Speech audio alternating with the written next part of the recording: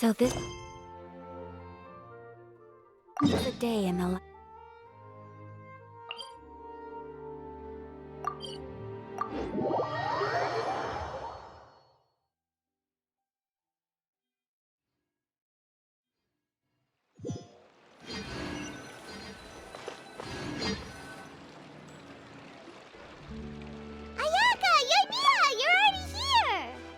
Good morning. Xavier said yesterday afternoon went well. Yeah, and how about you, Ayaka? What were you up to yesterday? After we split up, Ayato went to see Udex Nervillette at the Palais Mermonia. I was originally thinking of going with him, but he said he could manage it himself. He told me to go see the sights around Fontaine and to enjoy the local culture. so I rode the aqua bus with Yoimiya and visited the opera house on Aranias Island. Yeah, you wouldn't believe what we saw there! 2 mechanical puppets that were dancing together! You've already seen them, right? Yeah, those two! Amazing, aren't they? We sat and watched for quite a while. It was mesmerizing, like we could keep watching them forever. Oh, it was the same for us the first time we saw them, too! Afterwards, we went swimming at the beach! Well, diving, to be exact. It was the first time I ever breathed underwater! I held Ayaka's hand and we counted down together. 3, 2, 1, and then splash! We were beneath the waves.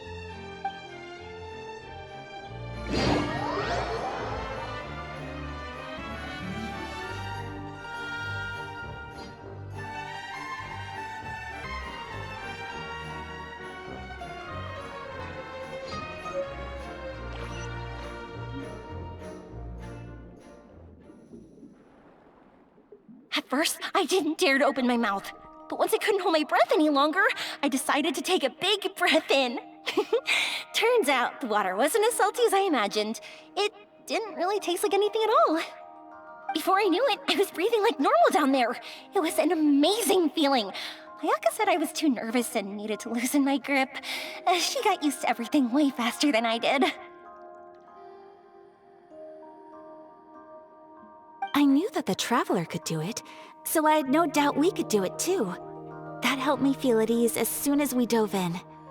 The underwater world in Fontaine truly is beautiful. I love seeing the romaritime flowers blossoming underwater, like little candles lighting up the streets at night.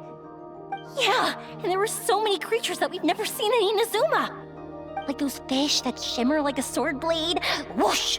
Oh, and those big fish that call when they see people. Ooh. Oh, you mean Hunter's Rays and Blubber Beasts.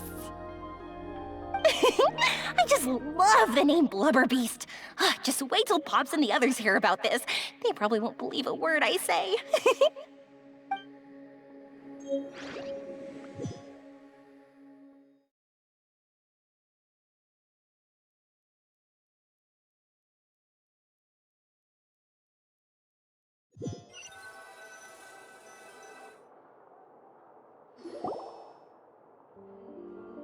Yoimiya was down there for quite a while. It was dark before we finally rode the aqua bus back to the city. I figured she'd want to sleep in today. Yeah, even I was worried that I wouldn't be able to get up. I still felt like I was drifting in the waves when I went to sleep last night. But as soon as I woke up today, I remembered that we'd all be shooting a film together, and I was ready to go. Speaking of the film, where's everybody else? My brother and Xavier were speaking to the restaurant owner about using the place as a filming location. They should be here soon. As for the others, We're here. Please excuse my tardiness. I just finished the Special Patrol's 6-mile morning jog. Wait, 6 miles? I'm so tired. I heard you all chatting, so I decided to come down. I sure could use some of that endless energy everyone else has. Good morning, everyone. Morning. Can someone fetch me a cup of coffee? More milk, hold the sugar. Sure, I'd be happy to do that for you. No, you can't go anywhere. Please, have a seat over here so I can get started on your makeup. The last thing I want is coffee stains on my costumes. I can get the coffee. It's the perfect job for an assistant.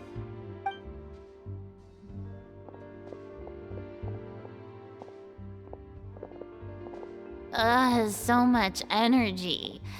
Seriously, what's her secret? Oh, Yoimiya's always like that. But you sure look exhausted, Farina. It's because you're not used to waking up so early, huh? Of course not. I spent the whole night reading the novel from cover to cover, marking sections that either need to be omitted or adapted. Wow. Paimon didn't expect you to be so thorough. Well, I was the biggest star in all of Fontaine after all. It takes more than just a pretty face to earn a reputation like that. I know how to get serious when the situation calls for it. I went all out when I was acting as an Archon, so why wouldn't I do the same for my own life? Here's your coffee, Director Farina.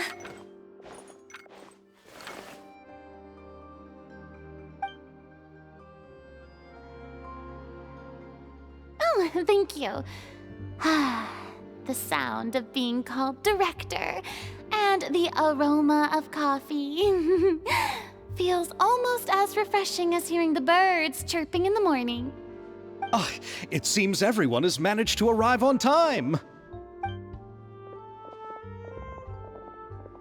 We've reached an agreement with the restaurant owner. We are free to use the second floor to shoot our film. Really? That's great!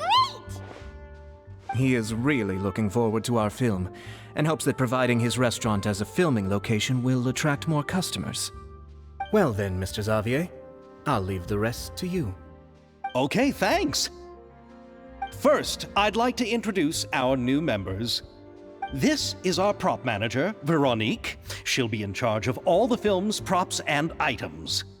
And this is Bonneau, our lighting technician. He'll be in charge of lighting and illumination to set up each scene's atmosphere. Wow. Sure feels like we have some real professionals joining the crew now. First of all, please allow me to first express my sincerest gratitude to everyone in the crew. When my investor informed me yesterday that he wouldn't be able to provide the funds, I really thought that this was the nail in the coffin for this film. I had no idea that I'd find so many people willing to help me on such short notice. Thank you. Thank you all from the bottom of my heart. No need to be so cordial, Mr. Xavier. We're all honored to be a part of this. Your works made a profound impression on me when I saw them back in Inazuma. I am sure that someday, this film will be remembered as a prime example of cultural exchange between Fontaine and Inazuma. Yes, the story is the reason I agreed to join. I can't bear to even imagine what this film would look like without the very best director. Anyway, I would like to make a promise to everyone that as the producer of this film, I'll do whatever I can to ensure that everything goes as smoothly as possible. This is not just my film. It also embodies the thoughts and feelings of every person here, as well as the endless effort we are about to pour into it. So, without further ado, the Two Musketeers will officially begin filming now! You may take it from here, Director Farina. All right, listen up, everyone.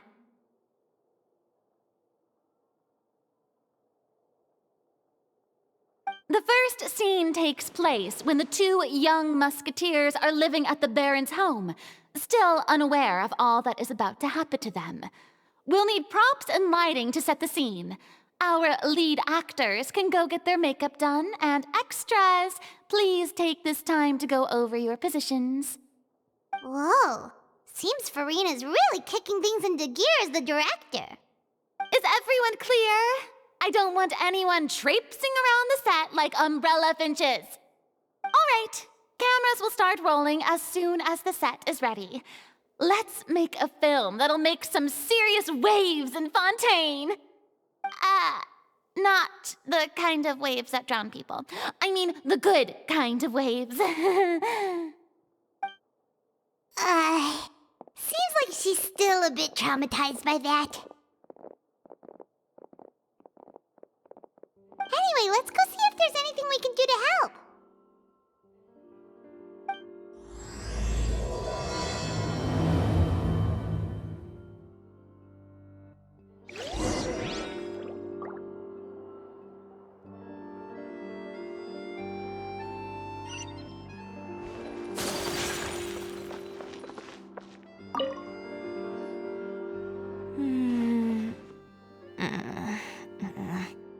Ayaka has mentioned you to me before. She said that you two were great friends when you were kids. No talking. I'm thinking about how to do your eyeshadow. Ah, yes. To help me really look the part. To achieve a more young and naive look for this scene. Are you saying the wrinkles around my eyes are too deep? You just have too much of a calculating look in your eyes. You sure don't mince your words. It seems you really haven't changed much. Quiet.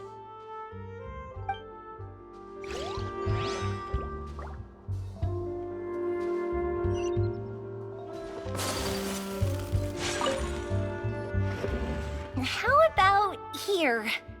A little more to the left. You got it. Hey, Yoimiya, do you need a hand? No, I'm fine. You know, doing the lighting is kind of like designing a fireworks show. It's interesting to imagine what kind of atmosphere the lights will create. I heard that the Traveler will be operating the camera and Paimon will be the clapper loader, right? Those roles are just perfect for the two of you. Really?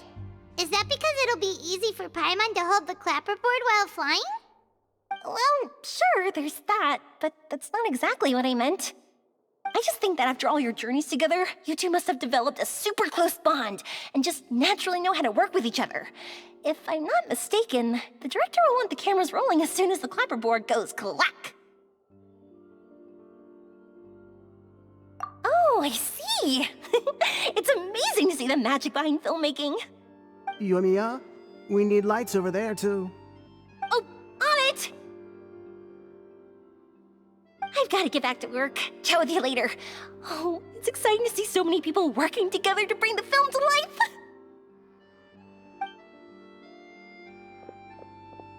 Seems like Yoimiya's really getting into it. But she was right. We do have a super close bond, don't we? Paimon's really happy to hear that.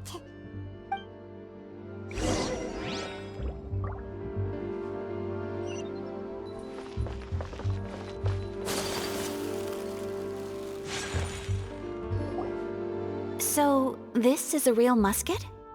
No, it's just a prop weapon. Not bad. Have you seen a real musket before? Only in books and newspapers. I made this one based on the relative shape and proportions I saw in reference images. When we're filming, some special gunpowder will be applied around the muzzle, which will help create the flash and smoke effects of a real gun being fired. Which means it'll be up to the actors to portray the recoil. That's right. The sound effects for gunshots will also be added in post-production. Thank you, Veronique. I think I know where to start now. However, the musket's gears and firing pin could still use some work. Adding some wear on the metallic components will make them appear more realistic. Also, be sure to rub the muskets with some oil each time before we start shooting. That'll give the impression that the firearms have been well maintenanced. Good point. You seem to know a lot, Miss Chevres. I assume you use these types of firearms on a regular basis? Yes, I perform routine maintenance on my weapons every day. Just like we as people need to eat and sleep, muskets need to be cleaned and maintained. I also perform similar care for my sword every day, and familiarize myself with its shape and weight, to the point where it feels like a natural extension of my body. Yes, this way, our weapons will never betray us in the heat of battle. Yes, well said. It seems we have the same philosophy on this topic. Oh, sounds like they found a common interest to talk about. Though these props differ from the muskets I use, I can still give you some pointers. Good. I look forward to your instruction. First and foremost, never point the weapon at anyone, regardless of whether it's a real or prop weapon or whether you're holding it or it's on the table. This holds for any time when you're not actively engaging an enemy. Okay, understood. When aiming the musket, extend your arm so that it's level with your shoulder, and use your eye to look down the weapon's sights. Like this? Not bad. Now, try saying your lines. This is the end of the road for you. Good. Now turn your body a little. That way, you'll give your enemy less of a target to work with. And relax your shoulders. Here, allow me to demonstrate. This is the end of the road for you. Huh. Excuse me, Miss Chiori. Director Farina, there's something I wish to discuss with you. Oh? What is it? Like this? Yes, much better. What do you think? I do see your point. But are you sure you wish to do this? I believe it would be most fitting. Well, if you insist. All right, I understand. Miss Ayaka, Miss Chevres, could the two of you please come over here? Huh? What's going on? Are we gonna start filming now? Let's go see. What is it? I have a question for you, Miss Chevres. Would you be willing to play the role of a musketeer? What? To clarify, I would like to turn over my role to Miss Chevres. But brother... Don't worry, Ayaka. I actually view this as a good thing. I was becoming troubled trying to set aside some time to speak to the staff at the Palais Mermonia.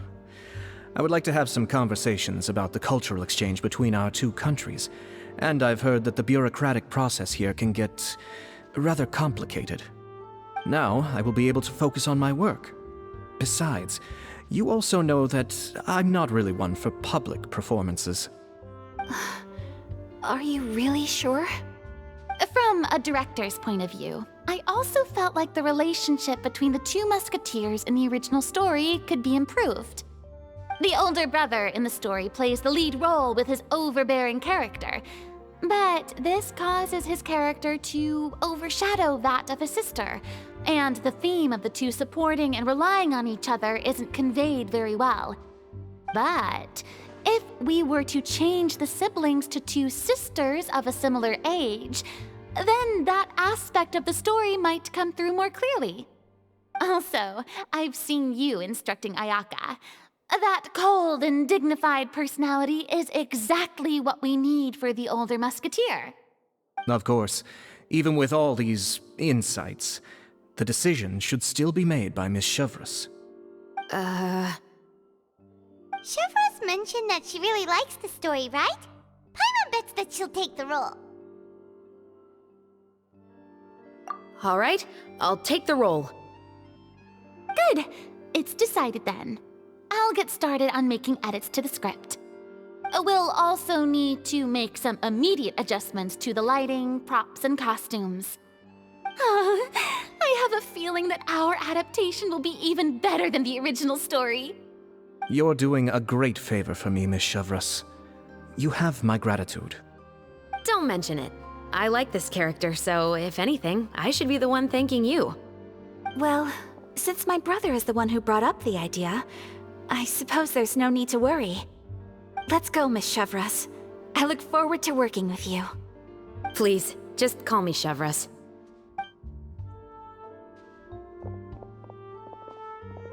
Seems like you're really going out of your way to solve the problem I was having with your makeup. Surely you jest, Chiori. I assure you that I was mostly motivated by a desire to spend more time on formal business. Oh, come on. You really think I'd buy that? According to what I've heard from Ayaka, her brother is someone who can juggle 10 different matters at the same time. I'm sure you have other reasons for backing out. Perhaps. Ayaka always said she wanted to go out and see more of the world, just like the Traveler. But I feel that she needs not only to see other nations, but also to make some different kinds of friends. I think it would be harder for her to make new connections with me constantly by her side. I would like to give her some space. Alright, go on. Spoil her some more. Ayato! It's too bad you're stepping down from the role. Paimon really wanted to see you act as a musketeer. No need to poke fun at me. I'd wager that you also felt that I wasn't the best candidate for the role. It's a little hard for Paimon to imagine you saying those lines. Yes, I've made an appointment to meet some people from the Palais Mermonia. Now, I will have some more time to prepare. Traveler, get the camera ready. Paimon, get the clapperboard! Actors, to your positions! We're about to start shooting the first scene. Go on now. And please take good care of Ayaka. Yep, don't worry. Thank you. I look forward to seeing the film when it's finished. All right, now that we're all here, let me help set the scene for everyone. The first scene takes place when our two main characters are still living at the Baron's estate. They've been ostracized and verbally abused by others in the household, but they still have no idea why. We want to capture how naive and innocent they are despite their pain. Chevris will be playing the role of the older sister, Tulip, and Ayaka will be the younger sister, Iris. Be sure to get close-ups of the main characters at the right moment. Silence on the set! Lights, camera, action! Let's go! Tulip, Mother's been out for quite a while now. Perhaps she went to pick some flowers on the way home. You know how she loves flowers. Iris, Tulip, I'm home. Mother! You were out for so long, we were beginning to worry about you. I'm sorry, but I'm back now, safe and sound. Here, I brought your favorite treat, apple turnovers. Mother, what are those bruises on your hand? Huh? What bruises? Oh, I must have bumped into something while I was working yesterday. But I didn't notice them this morning. Then perhaps they're from when I accidentally tripped when I was out just now. By the way, did you have fun playing at home? What's the matter, Iris?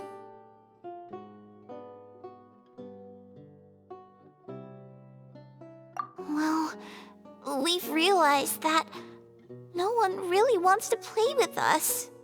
They even took Iris's doll and spat at us. And they even called us names. They said we were... Shh. It's all right. Don't worry. Girls, listen to me. It doesn't matter what anyone says. Don't listen to them. No one can define you with such words. You both have wonderful lives ahead of you. Just like your names. You will both blossom like beautiful flowers. Maybe your time to blossom hasn't quite come yet, but one day, you two will bloom more beautifully than anything else. Don't let the soil you're in now ruin your future beauty. Understand? My dear daughters. And cut! Not bad. The actors' emotions were all on point. Let's keep that take. Also, if our clapper loader could avoid shouting at the start of the scene next time. Oh, got it. Great. I was a little worried that my nerves would get the better of me. What about you, Chevris? I felt fine. The lines weren't too difficult at all. Seems like Farina must have adapted the role nicely. You two were great. I couldn't tell it was your first time acting in a film. You should have more confidence. Thank you for your encouragement. Positions, everyone!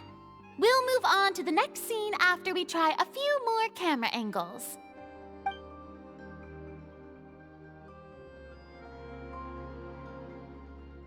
This scene is when our two characters return home, only to discover their mother has been murdered.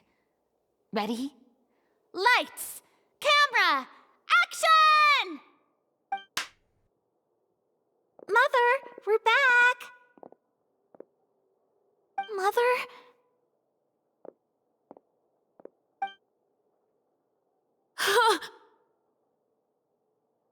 What's wrong, Tulip? Iris, stay away! Huh? Why? What's... Mother! Mother... She's... Huh? There's poison in this cup. Huh? I could have sworn I've seen this kind of cup before. Those aristocrats. They didn't even try to cover up their actions.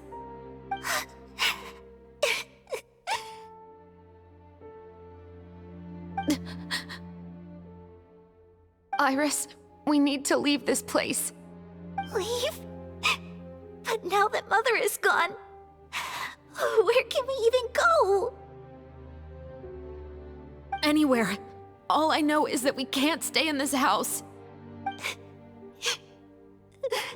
But are we just going to let them get away with this? We'll have our revenge, I promise you. Just not right now.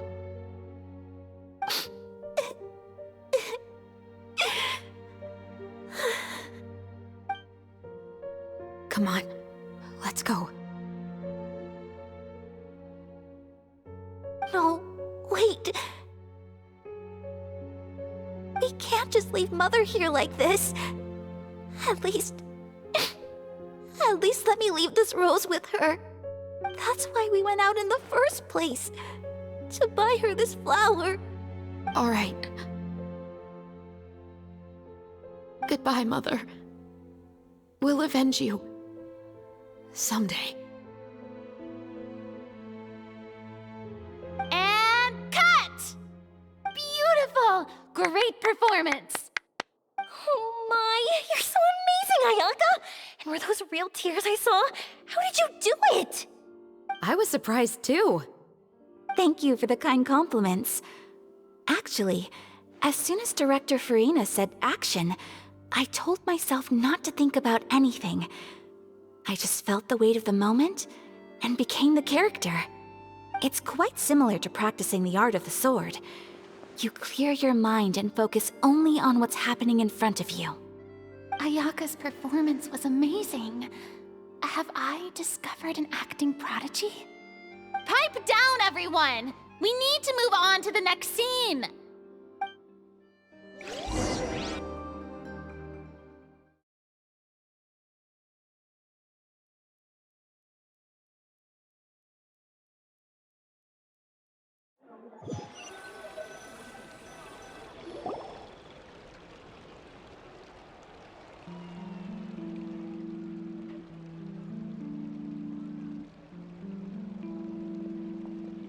Huh? Are we done already? But Paimon wants to keep playing with the clapperboard. How do you feel, Traveler? Is your arm sore from holding the camera all day? Good work, you two. You too, Shivers. You were quite the actress today. I've read this novel many times before. I have a good grasp of my character's mindset. Anyway, do you remember my request from yesterday? Oh, right! We were having so much fun that Paimon nearly forgot! You have a case where the murders seem really similar to the cases in the novel, right? So, how are they similar exactly? In the story, the main characters grow up to become two musketeers, always using their guns to carry out their revenge. And on each of the victims, they place a rainbow rose as a signal that they've returned. Yes, that's correct. We found rainbow roses just like in the novel.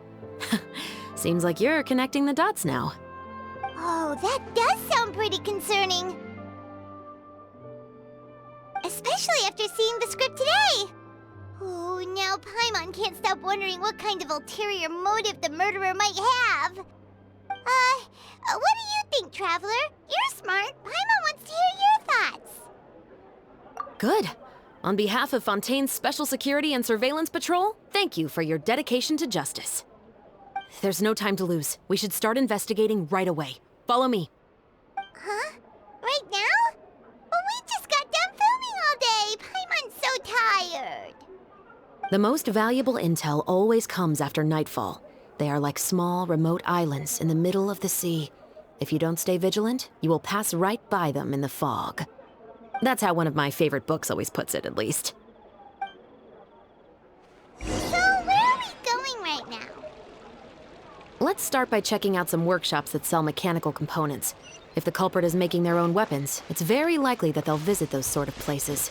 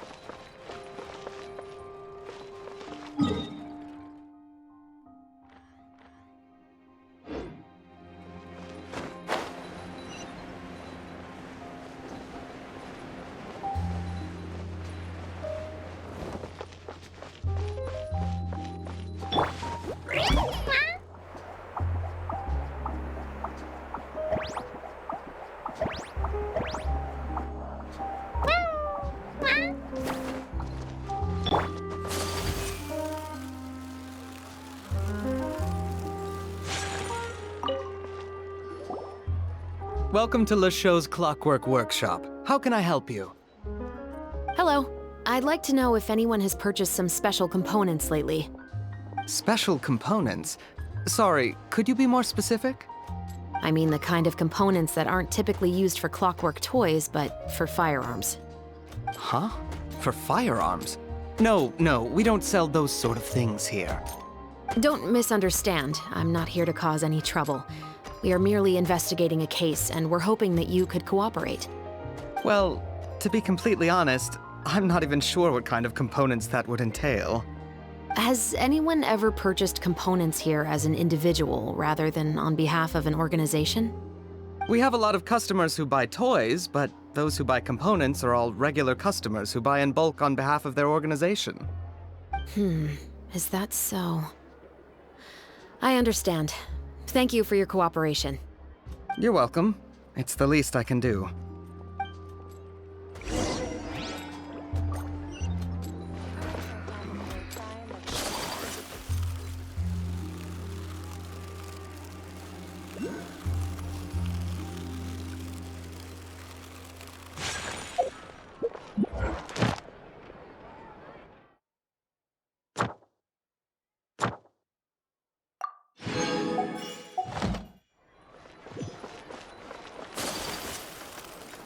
Ad Astra Abyssal.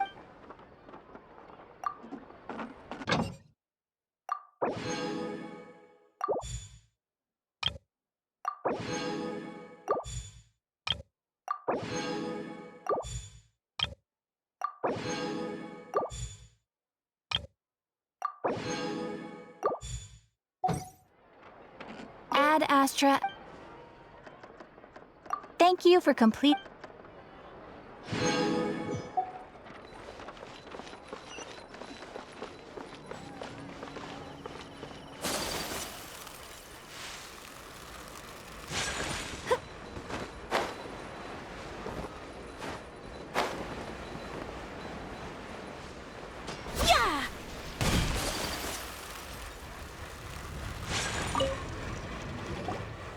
Oh, hey, Chevris. Run out of oil for your musket again? Hello, Estelle. I want to know if anyone has come to your shop recently to order some firearm components. Oh, is this another case? Let me think. I don't think so. Some people have requested that I make some prop guns for the Fontanalia Film Festival, but I refused all of those requests. Oh? Why's that? Because there's no profit! I only make things here that can do some real heavy lifting. I don't have the energy to make some new molds just for the festival. Then has anybody come specifically looking for mechanical components?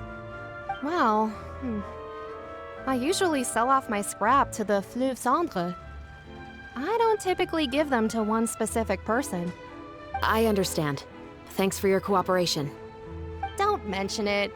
Always happy to have the Musketeers' patronage. Seems like we haven't found any leads to go off yet. Yeah, unfortunately.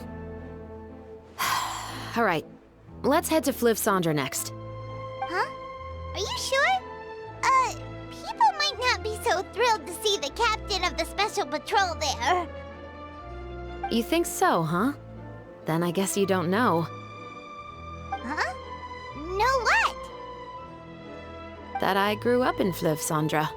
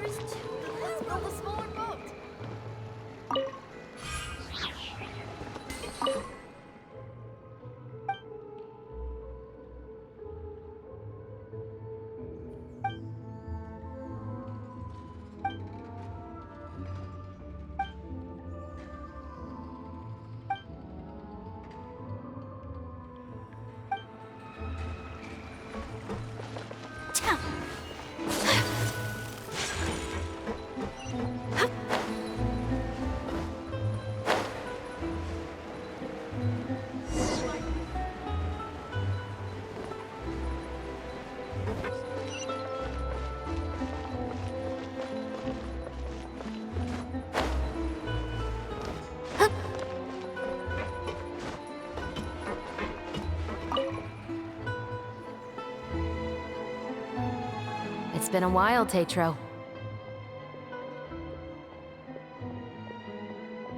Please, just get on with your request. I want to know if you've heard anybody talking about muskets lately. Information isn't free, you know. I've heard that bandits have been extremely active in the countryside recently, and they've been affecting the delivery of goods to Poisson. I can allocate some more manpower to help out with that problem. What do you say? You're still as helpful as ever. One of our men got drunk at dinner about a month ago and lost his gun. 3 days later, it turned up in the corner here. What's weird about that? He just forgot where he put it, right? This is Fliv Sandra, my friend. Anything of value left in the tavern won't ever make it to the next day. But that gun turned out to be an exception. It didn't get any new wear and tear on it, and didn't even appear to have been fired. We were quite mystified as to what could have happened. I suspect it came back because the weapon was already known to the guards. You mean, a criminal was afraid the Marechaussee Phantom would use the shot marks to track them down? Maybe. But if that's the case, the culprit really took great care to avoid getting caught. I didn't say anything about a criminal. In Fliv Sandra, knowing who was killed is as easy as knowing what clothes you're wearing today. It's the guy living in the east side, isn't it? I've never liked him. Every time he's here, he just orders a drink and sits there with a nasty look in his eyes. So, who was the one who lost the gun in the first place? Don't bother. Even if you ask, he wouldn't admit to owning a gun to some strangers. Not to mention the captain of the Special Security and Surveillance Patrol. He's right. I know you grew up here, Shovris. Even though you're on good terms with the Spina, you've still been gone too long. Not many people know you here now, and a lot of people don't like the Special Patrol. I know. So take my advice and don't show your face too much around here. It's for your own safety. I'll come and go as I please, and I'm afraid I'll be appearing more often due to my work. All right. Don't say I didn't warn you.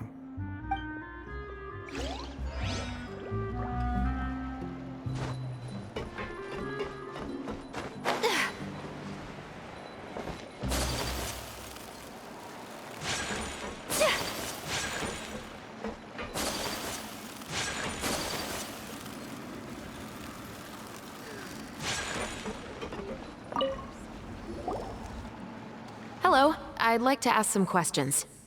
I don't know anything. Don't worry, I'm not here to arrest anybody. You say that now. It's the truth.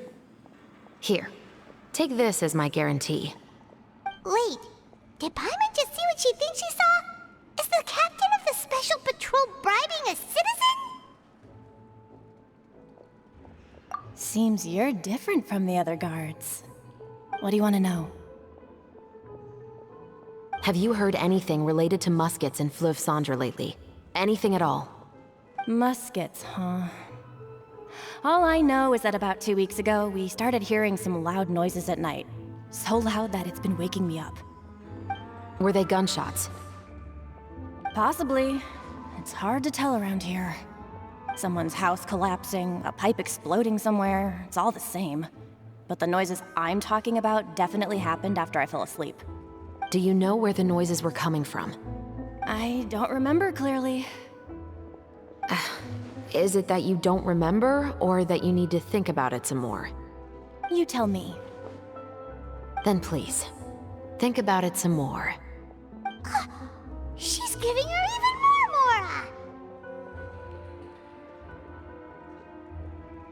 The noises came from the end of the Southern Waterway. I came out and had a look for myself when I wasn't sleeping well, but I didn't dare get too close. That's all I know. All right, I'll take your word for it. Thanks for the pâte de fruits.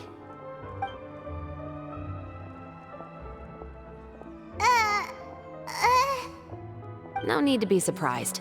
I grew up here, remember? I know how to get people around here to talk. My apologies, I'm all out of sweets. Though I do have some other tempting snacks in my custody.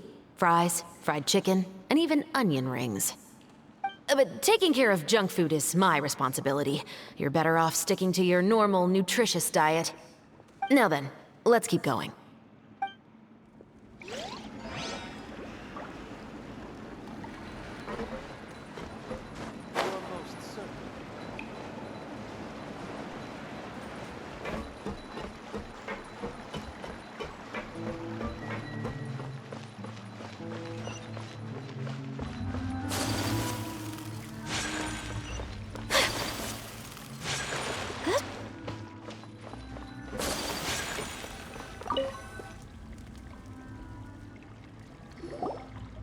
What's all this? Some broken planks and barrels, as well as some liquor bottles? Yes, but have a closer look, Paimon. Even though somebody has purposefully tried to clean them up, these are obviously marks from musket bullets. In other words, someone was here trying to improve their shot. They were using the barrels and bottles for target practice. Could it have been the killer? Your guess is as good as mine. Although many people at Fleuve Cendre own guns, few hide the fact from others. And even fewer would go to such lengths to hide markings from practice shots. Anyway, let's go. There might be more to this.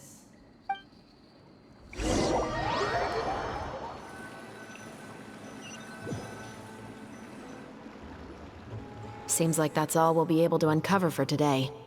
Paimon feels like we managed to learn a lot more here than up on the surface. Yes. Assuming that everything we found is indeed connected to our suspect, then their timeline was probably something like this. A month ago, our suspect found a gun and took it home to disassemble it. Once he'd figured out its mechanics, he brought it back. In the following weeks, he used some parts to create his own makeshift musket, and took it to the Fleuve Cendre for target practice. Then, a few days ago, he found his target and carried out the murder. Once the deed was done, he left a rainbow rose on the body, just like the scene in the novel. That all makes sense to Paimon, but we're still no closer to figuring out the killer's identity. The deceased was a resident of Fleuve Cendre. It's said that he was a poor, solitary man.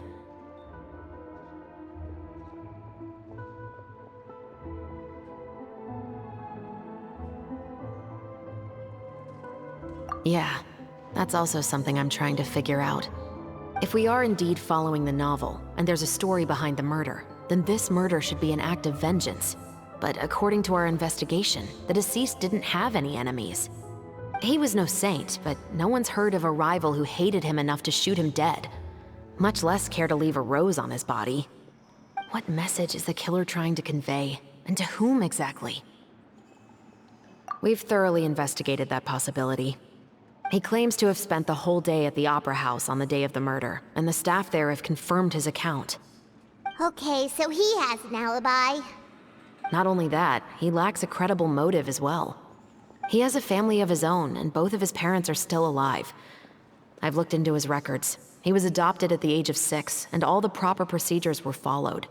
There are also records of him at an orphanage before then. In the story, the mother of the 2 musketeers was murdered after the children turned 10. Of course, he could have changed the children's ages, but I don't want to assume anything without evidence. More importantly, I've also had a chat with him in person. He didn't seem like the kind of person who would pull the trigger to kill a man. Then, what should we do now? We have all this new information, but it doesn't help us move forward.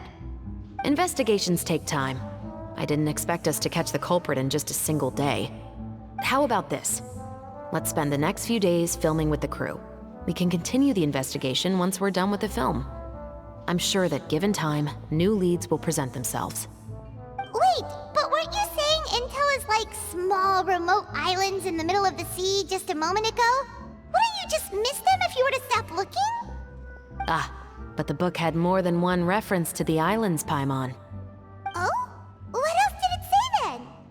As long as you spend enough time sailing through the fog, you'll eventually come across an island.